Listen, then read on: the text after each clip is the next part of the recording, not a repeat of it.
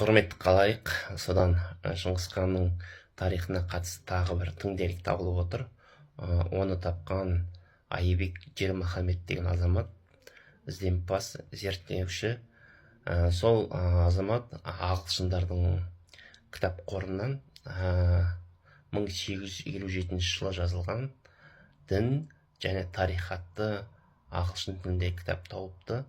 Сол кітаптың ішінде ағылшындар былай жазады екен: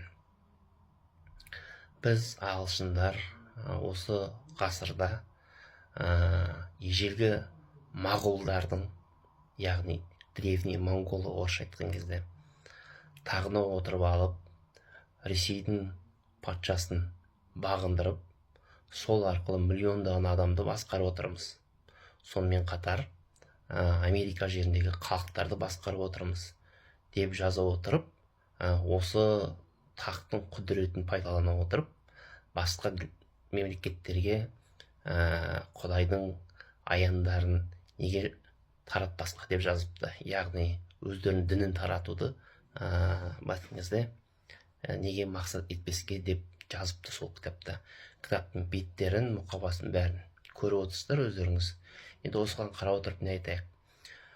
Дәуде болса, сол Шыңғыс ханның тағы дәуде болса, сол ағылшын елінде болу керек. Өйткені 19 ғасырда олар бүкіл жер жүзіндегі мемлекеттердің билігін соғыспен емес, саяси, айтқан кезде мәдени, діни, идеологиялық жолмен ұзырып керует етіп басып алған.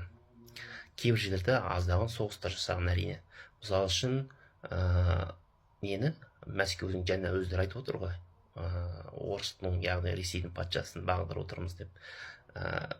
Оны жаңағы ұзырып керует етіп алған, Ресейдің патшалық билігін немістерді қою арқылы. Яғни бұның бәрін жасап отырған Ватикан. Яғни бәрін басып алған Ватикан.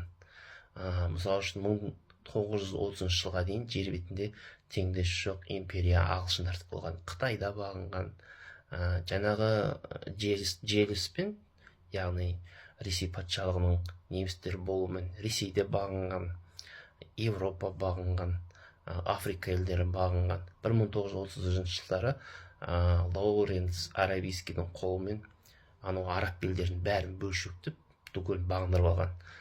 Сонымен қатар Америка, Оңтүстік Америка бәріне влияниесін таратқан. Соның желіспен бүгінгі дейін бүкіл дүниежүзі қазір айтқан кезде ағылшындар және жүйіттердің қолында. Жүйіттер олар енді 1911 жылдары ресми түрде пайда болған күштер.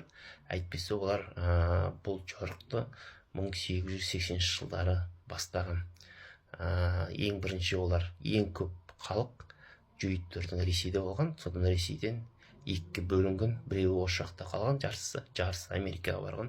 Сосын 1911 жылдан бастап Американы жаңағы қаржылық жүйесін қолына алу үшін Американың кризистер жасаған барлығы солар.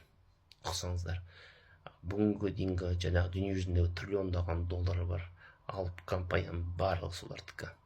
Қазірде бүкіл дүние жүзінің бәрін солар басқарып отыр. Сонда анау кім айтады, жаңағы ағылшындар айтады өздері, Шыңғыс хан тағын ырымдап отырды. Сонда получается жаңағы ежелгі моғолдардың, ежелгі біздің бабалардың тағын ырымдап бүкіл дүние жүзін басып алып отыр сонда. Рахмет.